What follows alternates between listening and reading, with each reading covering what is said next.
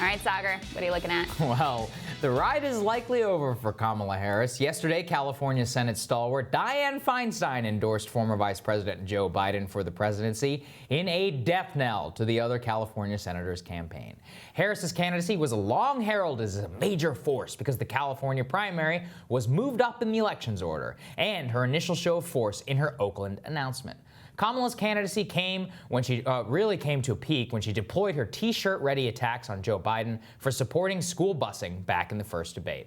Unfortunately, that actually exposed her to some media scrutiny for the first time, and it turns out people didn't particularly like neoliberalism dressed up as progressivism that she was selling. That dichotomy was perhaps best on display in the second debate, when Tulsi Gabbard demolished her. Let's just relive that for old time's sake.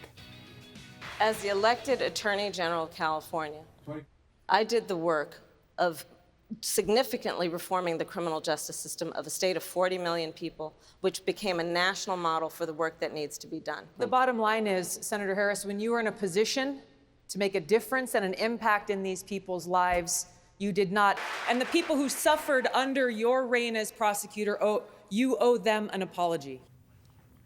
I never tire of that one, folks. Let's also not forget her unserious proposal to ban plastic straws to combat climate change during the CNN town hall, or her most recent groveling attempts to be Joe Biden's vice president when we were all concerned about Hunter Biden's seat on the Ukrainian energy company board. She said, "We must leave Joe alone." For many of these reasons, Kamala has fallen below the 5% threshold in the Real Clear Politics polling average. Not really a top-tier candidate anymore, huh, Senator? Yesterday, however, Kamala truly did peak herself. While the California senator was chatting with a young woman who was an undergraduate student, she told her she should learn to code. According to Deepa Shivaram, the NBC News embed responsible for trailing her campaign, she told a student interested in law the exact same thing. I find this absolutely hysterical, not only because it's the actual real-life example of the learn to code meme, but because it really just encapsulates the emptiness of Kamala's centralism. Learn to code is the answer to everything for these people. Lost your job because corporate employer moved the factory to Mexico? Learn to code. Lost your job because of neoliberal coddling of China? Learn to code. Lost your job as a coal miner, which is something you've done for generations in your family? Learn to code. It's basically the answer to any many shock for these people, is learn to code.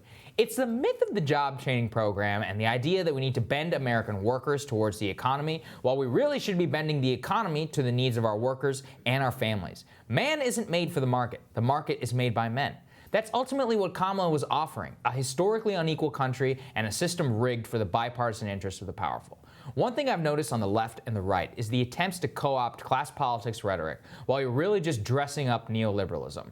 Look at the current field of Democrats: Medicare for all, Medicare for choice, Medicare for all who want it, Medicare for America, whatever Joe Biden wants.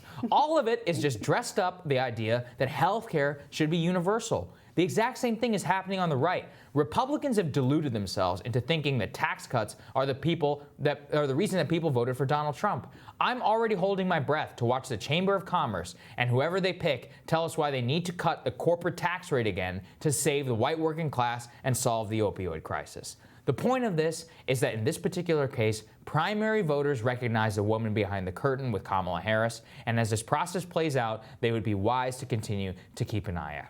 And it's interesting, Crystal, I've watched this happen so many times on the Democratic side, which is they basically see whatever the progressive left position is, and then they try to co-opt that, and then just they'll be like, that's an admirable goal, but let me tell you why my position is what will actually get you there. It's exactly like that debate with Hillary Clinton and Bernie. She's like, I'm a progressive who wants to get things done. That's what it means. They were like, no, yeah, I mean, I can't resist. But I don't get to break it out as much these days.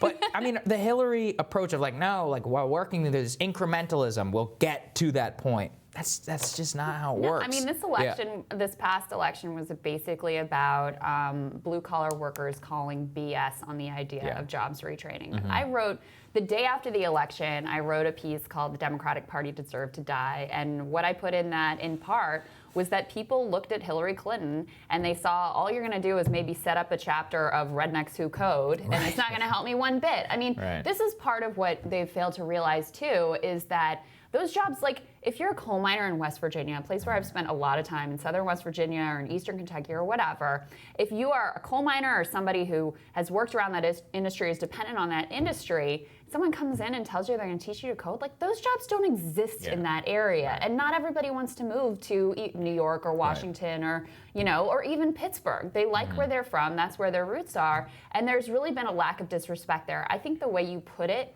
that rather than bending the workers to the economy, we should be bending the economy to the workers, is so profound and so true and such a sea change in thinking.